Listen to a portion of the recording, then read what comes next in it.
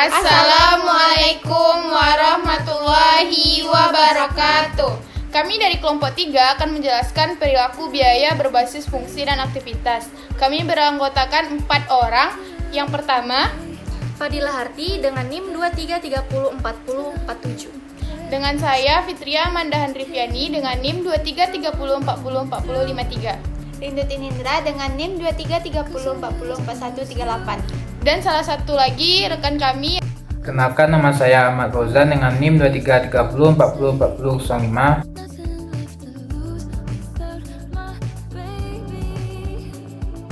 Baik, pembahasan pada materi ini yaitu 1. Menjelaskan biaya berbasis fungsi dan aktivitas. 2. Menjelaskan manfaat pengkajian perilaku biaya. 3. Klasifikasi biaya berdasarkan perilaku. 4. Pemilihan biaya semi variabel menjadi biaya variabel dan biaya tetap. 5. Pengaruh perubahan lingkungan operasional terhadap perilaku biaya. Nah, yang pertama, biaya berbasis fungsi dan aktivitas.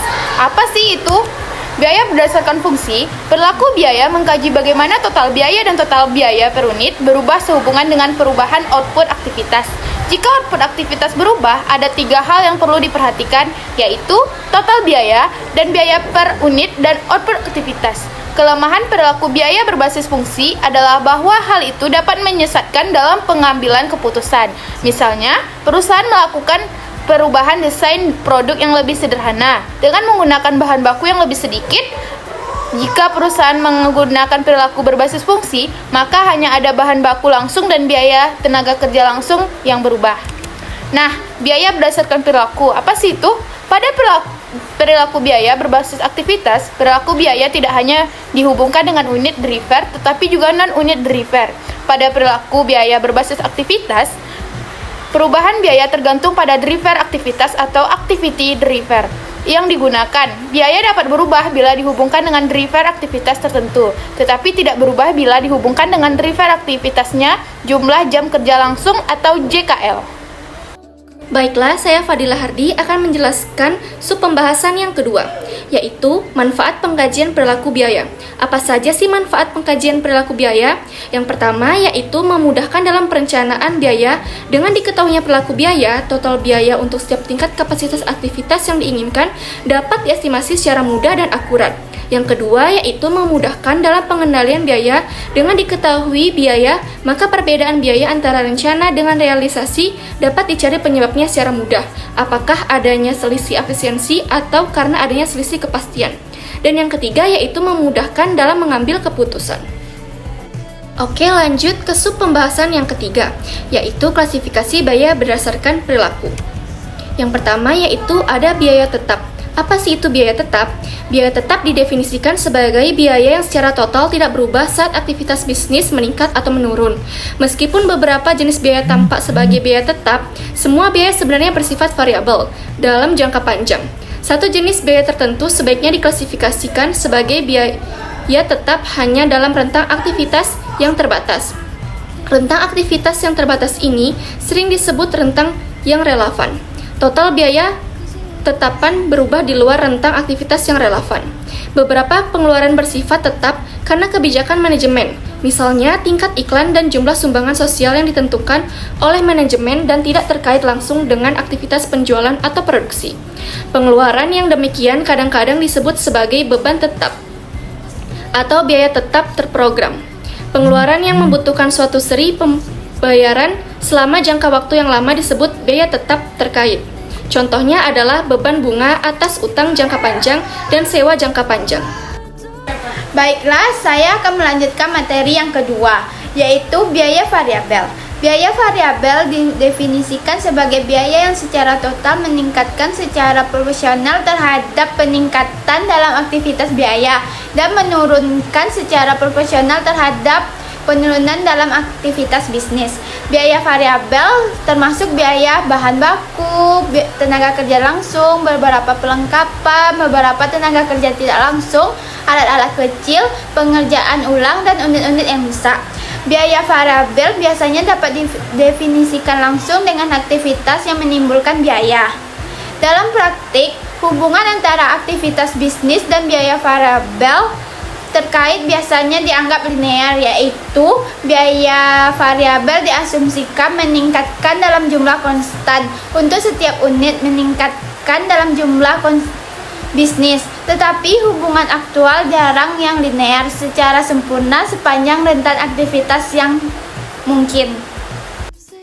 Yang ketiga, biaya semi variabel. Biaya semi variabel didefinisikan sebagai biaya yang memperlihatkan baik karakter-karakter dari biaya tetap maupun biaya variabel.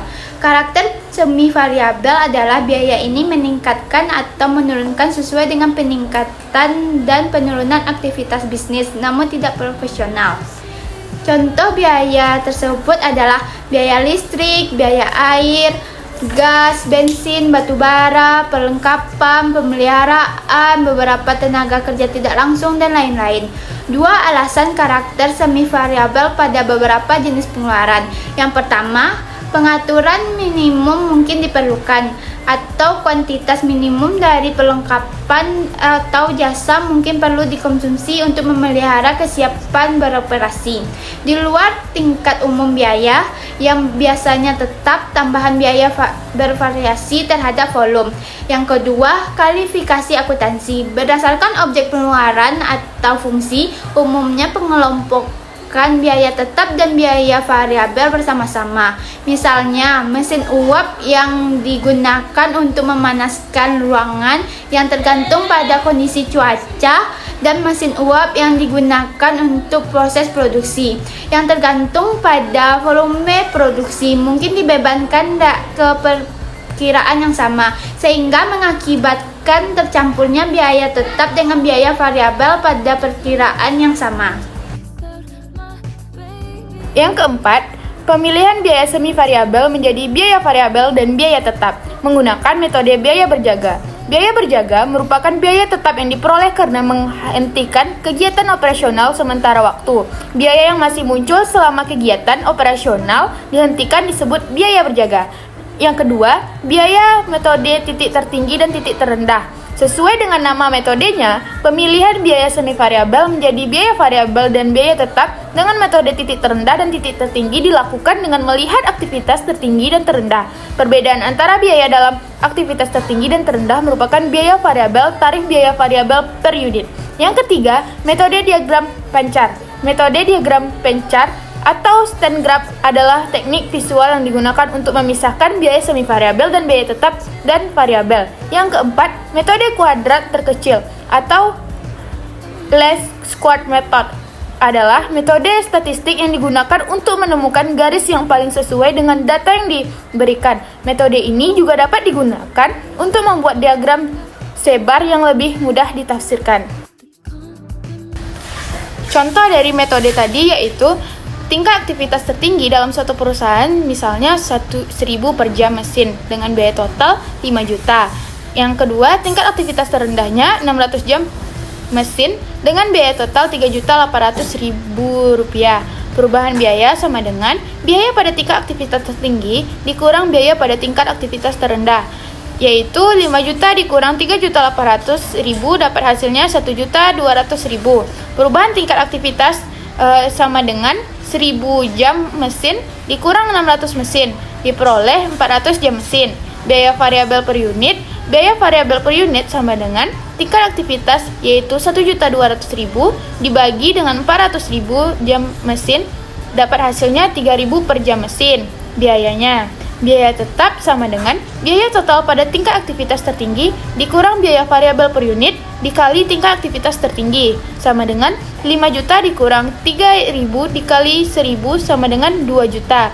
Jadi, dari contoh di atas kita dapat memisahkan biaya semi variabel menjadi biaya tetap 2 juta, biaya variabel 3.000 per jam mesin.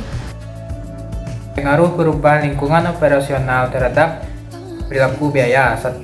Perubahan teknologi. Penerapan teknologi baru dapat mengotomatisasi proses, mengurangi tenaga kerja, dan meningkatkan efisiensi. Ini dapat menyebabkan penurunan biaya variabel dan peningkatan biaya tetap.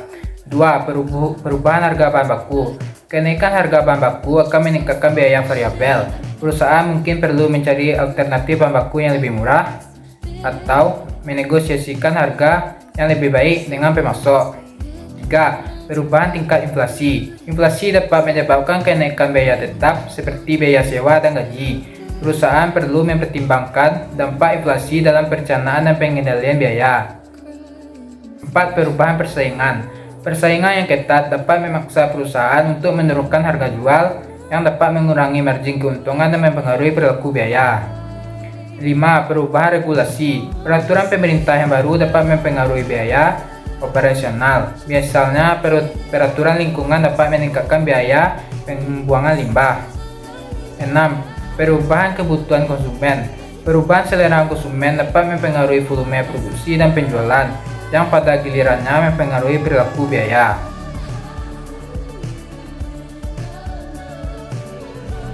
Nah, jadi itu yang dapat kami sampaikan. Semoga ada manfaatnya. Terlebih dan terkurangnya kami mohon maaf. Assalamualaikum warahmatullahi wabarakatuh.